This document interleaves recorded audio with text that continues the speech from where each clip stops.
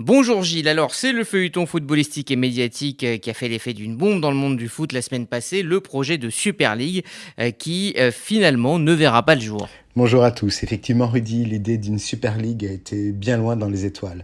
Ce projet qui prévoyait de concurrencer la Ligue des Champions a provoqué un véritable tollé. Pourquoi? Eh bien, parce que sur les 12 clubs fondateurs, figurant parmi les plus puissants de la planète, il n'en restait plus que 2, mercredi 21 avril au soir. Tous les autres ont changé d'avis. Pour rappel, toute cette histoire a commencé le dimanche 17 avril dernier, lorsque les 12 clubs avaient annoncé la création de ce championnat. Il faut savoir que la Ligue des Champions génère un peu plus de 3,5 milliards d'euros. Si vous la remportez, vous pouvez gagner entre 80 et 120 millions d'euros au total.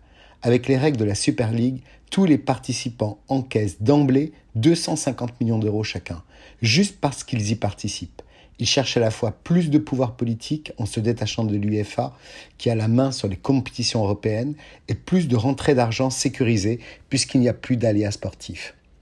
Cette Super League n'a pas été du goût des supporters, qui avaient marqué leur opposition à travers les pays.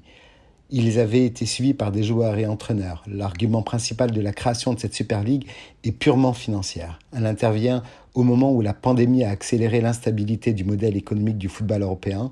Quand on sait que l'UEFA a enregistré un chiffre d'affaires de plus de 6 milliards d'euros sur le cycle 2015-2018 et qu'une Ligue de champions génère pas loin de 2 milliards d'euros de retombées économiques, on comprend mieux pourquoi l'UEFA compte éviter toute concurrence pour limiter les pertes, d'autant plus importantes suite à la crise actuelle. Alors Gilles, si ce projet de Super League est mort, le projet de réforme de la Ligue des Champions, lui, ne l'est pas.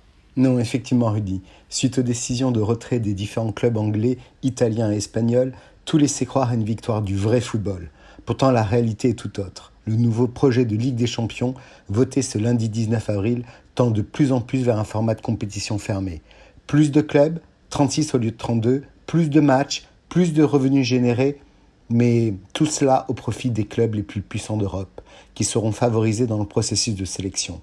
Dans la foulée des annonces de Super League, l'UEFA a annoncé qu'elle planchait grâce à des fonds britanniques sur un budget compris entre 4 et 7 milliards d'euros pour la prochaine Ligue des Champions. Une manière pertinente de répondre aux demandes des meilleurs clubs et surtout d'éviter que d'autres puissantes équipes rejoignent un projet similaire à celui de la Super League. Alors, entre rester dans une Ligue des Champions prestigieuse tout en gagnant plus d'argent ou partir dans un projet de Super League décrié de tous, le choix des clubs et des joueurs a été vite fait.